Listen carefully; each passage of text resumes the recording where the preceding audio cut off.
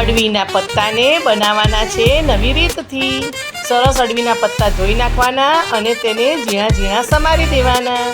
અને પછી લઈ લેવાની સામગ્રી: ચણાનો લોટ, ખાંડ, મીઠું, લીંબુનો રસ, તલ, વરિયાળી, ધાણા જીરું, હળદર અને મરચું. બધું એક તપેલીમાં ભેગું કરી દેવાનું.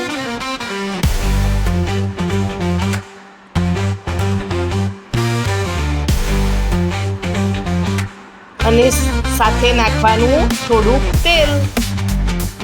થોડું પાણી નાખતા જવાનું અને કડક લોટ બાંધી દેવાનો.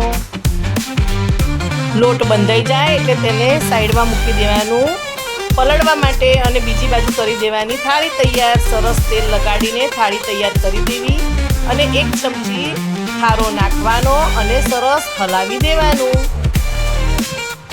અને થાળીની અંદર સરસ ખીરું પાથરી દેવાનું.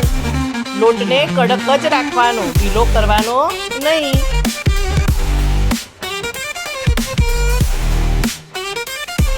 તેની ઉપર થોડાક તલ ભભરાવી દેવાના એટલે સરસ લાગે ઢોકળા.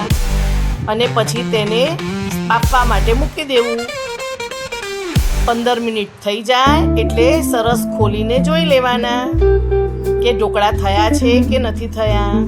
ચપ્પા ઉપર ચોટે નહીં એટલે ઢોકળા તૈયાર. ઠરી જાય એટલે તેમાં કાપા પાડી દેવાના અને બીજી બાજુ કરી દેવાની વઘારની તૈયારી.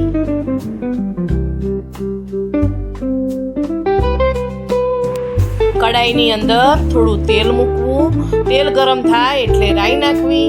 રાઈ સરસ ફૂટી જાય એટલે તેમાં થોડા તલ પણ નાખી દેવા. તલ ફૂટી જાય એટલે લીલા મરચાં નાખી દેવા.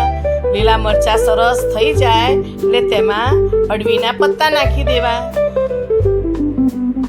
અને તેને ધીરે ધીરે હલાવતા રહેવું એટલે ભાગી જાય નહીં.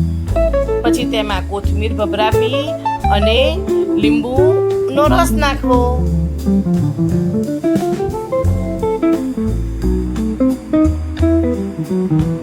કોને કોને અડવીના પત્તા ભાવે છે તે જરૂરથી કોમેન્ટ કરજો.